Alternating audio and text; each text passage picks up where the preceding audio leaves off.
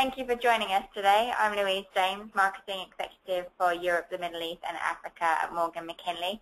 We're delighted to welcome back Talane Miedaner to present our first Success Series webinar for this year, New Year's Evolutions. Talane is the founder of lifecoach.com and is an international best-selling author, speaker and coach. To view other upcoming events, jobs, career advice and blogs, please visit www.morganmckinley.co.uk. Before we start, I'd like to run through some housekeeping tips. We'll be recording this webinar and it'll be available next Monday on our YouTube channel. You can locate it by searching Morgan McKinley Recruitment or find it via our website. We hope you enjoy the webinar and please join the conversation and webinar on Twitter using @MorganMcKinley and the hashtag Success Series and Career Ally. I'd like to tell you a bit more about our special presenter before she starts her talk. Talane, as we mentioned before, is the owner and founder of lifecoach.com.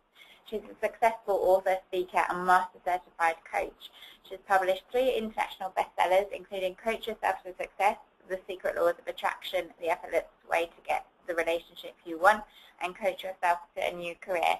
So now I'm delighted to introduce you to Talane. If we could start, let us know what you think the top 10 tips for achieving our New Year goals would be.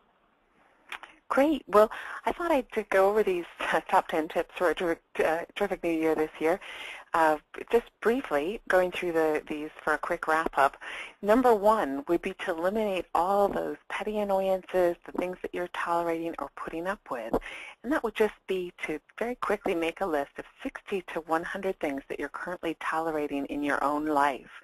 These can be little bitty things. They can be big things. So it could be you've got scuffed shoes or run-down heels that you keep thinking, oh, I've got to take those to that shoe repair guy. It could be that your rear view mirror is cracked in your car and you look at it every time and think, oh, it's cracked, I've got to get that fixed. It could be that you're missing a button on your favorite suit. So all of these little things that could be bad habits you have, so those are your petty annoyances. So make a list, a separate list, not a to-do list, just a list of all those petty annoyances and write them down. You should have about 60 to 100. Then ideally, of course, set aside a Saturday or Sunday and blast through a whole bunch of them and get them off your list, because these are your little energy drains preventing you from having the most successful year that you could have. Insidious little energy drains they are. So it'll give you a good boost. If you get rid of these, you'll feel an immediate energy boost. You'll feel a whole lot better, and it'll be a great way to start off the new year with a bunch of momentum behind you. So tip number 2 is to eliminate the shoulds. These are what I call dead goals, things that you think you should do. So a lot of people start their New Year's resolutions thinking, oh, I should do this, I should do that, I should exercise, I shouldn't get in shape. So I'm going to make those as my New Year's resolutions. And we're all starting to sound a little bit like Eeyore now. Whoa, I don't want to do this, but I really should do it. Okay, so right off the bat, you can just throw those goals right away. You don't need to have those goals. As a life coach, I can tell you those goals are dead. You can whip them like you would a dead horse, but they aren't getting up and they aren't going anywhere. So the first thing you need to do is just throw them out and pick a goal that actually excites you instead.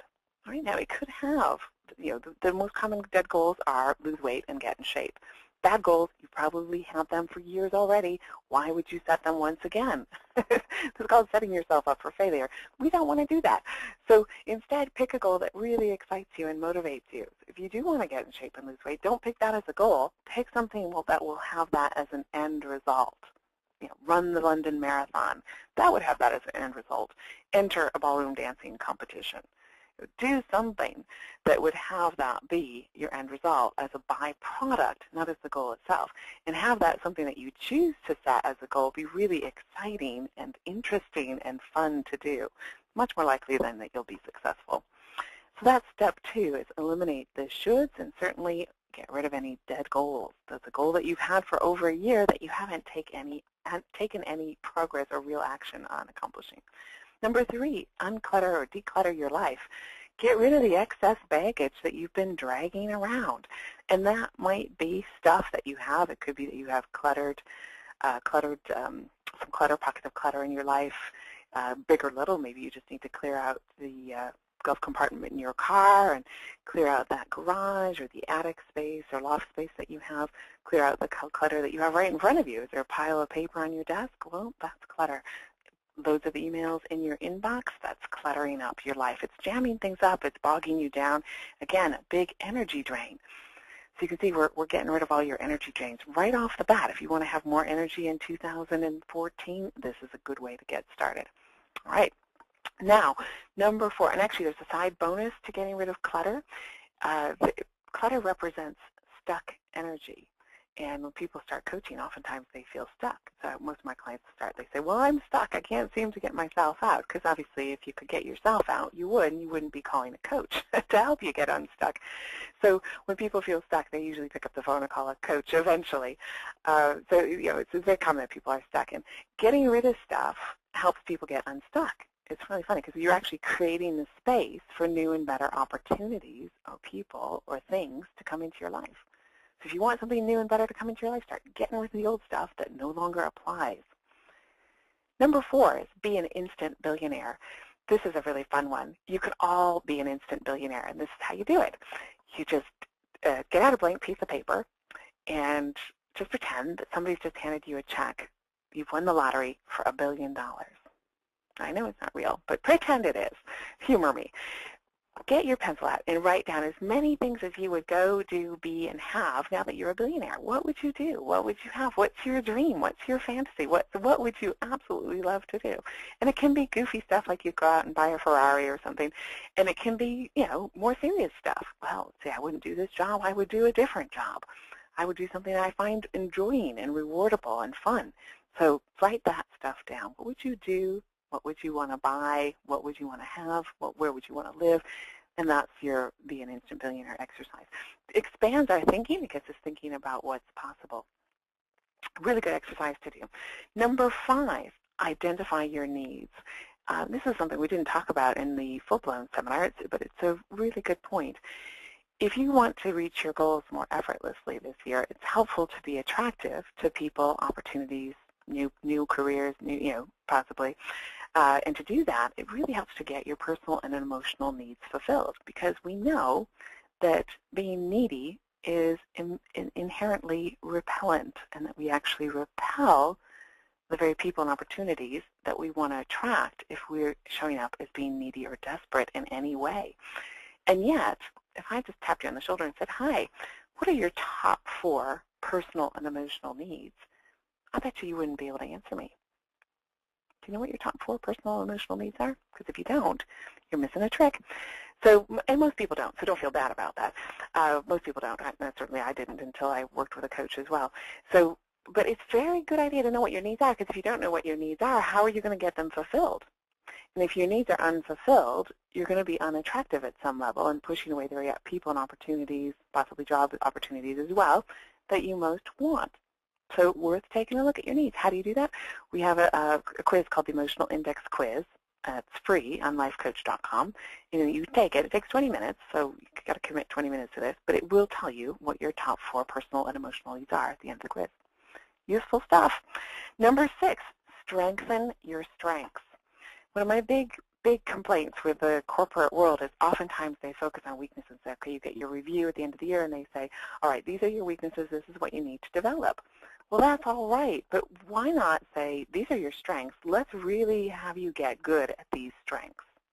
So it's really much easier to become masterful at something that we're already pretty good at. And mastery usually pays well and is rewarded, and we value mastery. Becoming mediocre, which is being good at things you're not naturally good at, is very hard to do. First of all, it's hard to get good at something we're not naturally good at. It takes a lot of work. You might never really be that good at it because you don't have the natural ability to do so. So got to watch out for that. I don't believe in strengthening weaknesses. Let's strengthen your strengths instead. Number 7, do what you love. Now, sometimes when we do what we love, we don't always get paid for it, but you should still do it anyway.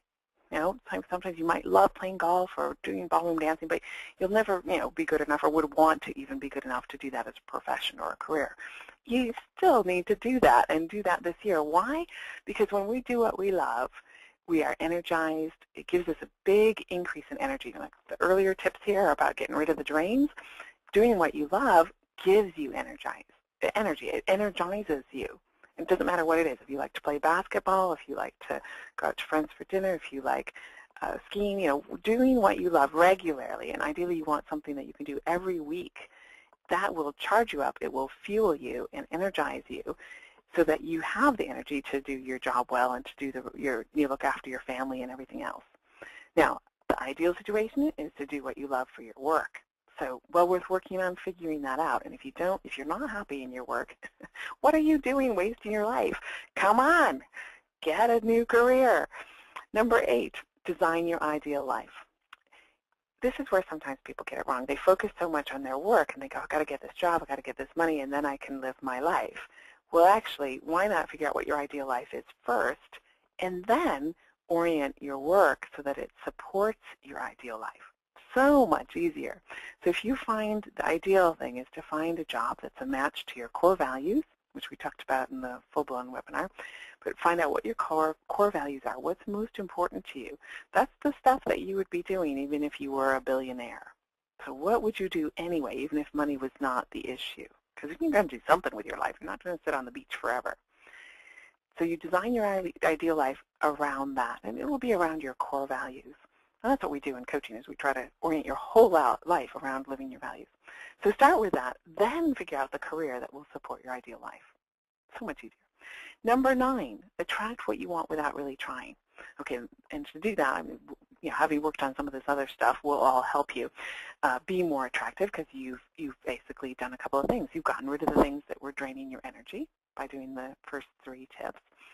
And number 5, by identifying your needs, you'll be much more attractive to potential opportunities. You think about it, 2 people going for the same job. One's kind of needy and desperate. The other one's got their needs met, is doing something that they love to do. Maybe they go, dancing or play basketball every day, or whatever that is. Who do you think is going to get that job? The one who's doing what they love to do and has their needs met is going to be much more attractive to that opportunity.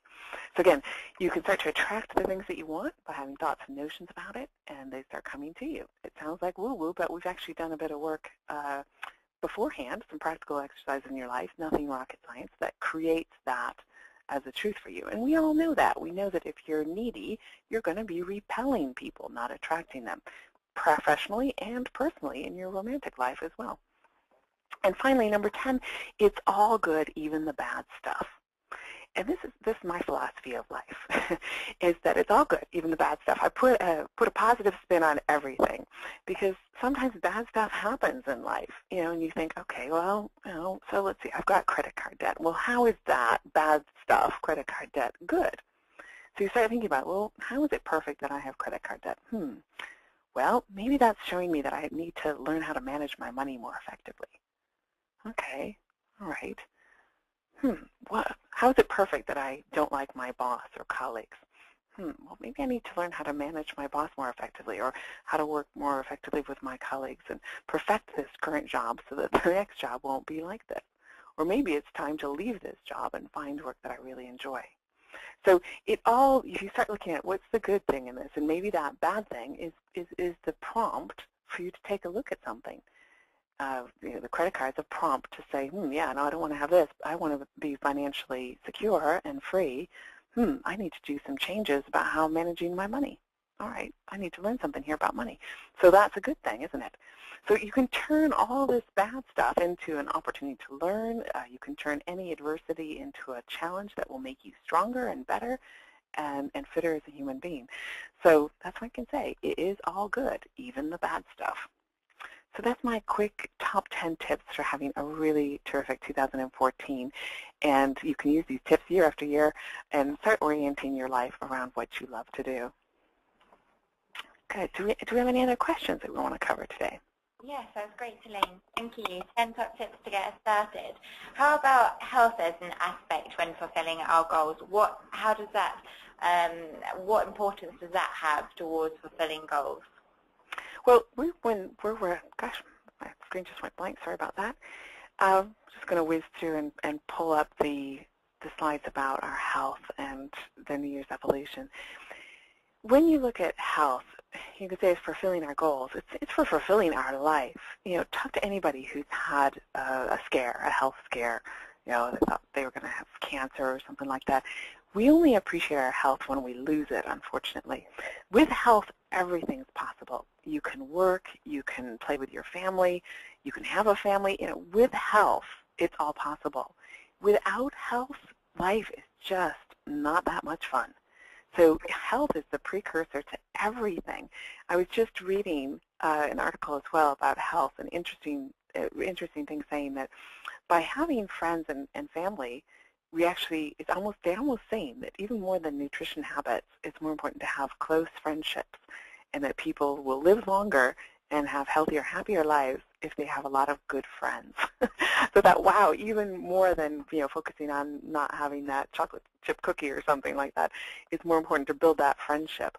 But nonetheless, we have one body for this life, and we got to take care of it. And if you imagine you just had one car and you had that one car for the rest of your life, don't you think you might really look after that car? And if it got a little bit rusty, you would immediately get that rust fixed, because heaven forbid that the whole car would rust out and all of a sudden you don't have a car anymore. So most people take better care of their cars than they do of their own health. Isn't that crazy? And yet you only get one body, and people can buy new cars, and they do. So, if you don't take care of your car, you can always buy a new one, but you can't buy a new body. We can get parts replaced, new hips, new knees, and that's happening, but we can't just replace the whole thing yet. We'll have to wait for cloning. That'll be down the road, I'm sure. So, a couple of quick tips for your health, and this one I go right to number 4 because we covered this in the full webinar. Improve your diet by eliminating one thing that you know isn't good for you. I'm not saying you have to overhaul your whole diet. Just say, okay, I have cream in my coffee. Well, what if I just didn't have the cream? Well, if I don't have the cream, I don't like the coffee. Okay, so I'm not going to have the cream or the coffee. I think I'll switch to tea. And that might be a little bit better for you because it's got a little bit less caffeine in it, and you're not getting the cream in it. So you can have this wonderful snowball effect of just do one small change. As I said before, I've got one client who said he's given up fizzy soda pop drinks this year because he likes sweet drinks, and it's just created a sweet tooth for him. So I said, okay, so he's going to give that up, and then he's going to add in one positive thing. So he's swapped the fizzy drinks for just drinking plain old water.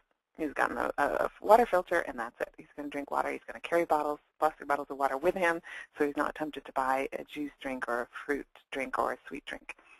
There you go. No big deal. So pick something that's little and easy to do, and you're much more likely to be successful with it, as opposed to overhauling your whole diet or going on some big diet or campaign. Much easier just do one little thing. This year, my husband and I are doing meatless Mondays. And so we're having beans and rice, tacos, kind of Mexican thing we find works really well with beans. So we're doing that on Mondays. Really easy. No effort. So we've got one day a week we're just not eating meat. That's it. Small changes. You're much more likely, and this is all the new research on habits, you're much more likely to stick with a habit if you make it really easy to do and really small. And then you can start snowballing on top of them and laddering them. So you've got that new habit in place, great, and you can add in a new one. But only when you're ready. And even if it's just 1 year at a time, each new year that you add in a new positive nutritional habit is going to be good for you. So really important to take care of your health and look after yourself, because with that, anything's possible. Good. Any other questions? We have a question from Jason. He is the CEO of a CRM company in London. He asks, in your experience, which type of goals seem to be the hardest to reach and the most likely to become dead goals? Well, that's a really good one.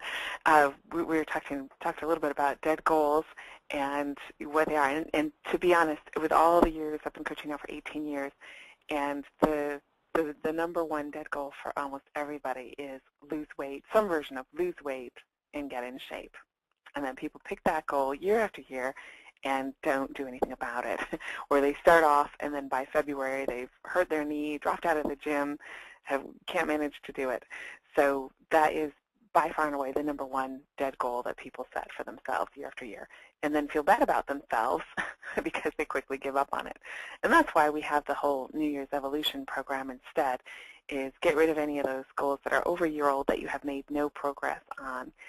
If you really can't get rid of it, then reframe it, invent it, make it a new, exciting goal. Now, so instead of lose weight, I'm going to, decide you're going to be champion ballroom dancer this year or something. That's exciting. Something that would be exciting to me, but pick something that's exciting to you, that you would really think, oh yeah, that actually sounds like fun. Oh yeah, I'd really be keen to do that. But that's what you want to look for. What are the goals that excite you? So again, pick goals that really excite you. If they don't excite you, you have no business choosing them as goals. Just drop those. All right? Thank you, Talane. That's great. We've got some great top tips there on how to ensure you get healthier, wiser, wealthier, and more successful in our careers for this year. I will be putting this up online, available on both our YouTube and website. So to view upcoming events, jobs, career advice, and blogs, please visit www.morganmckinley.com and follow us on Twitter @MorganMcKinley and use the hashtags SuccessSeries and CareerAlly. Thank you for attending our webinar and look out for future webinars later on this year.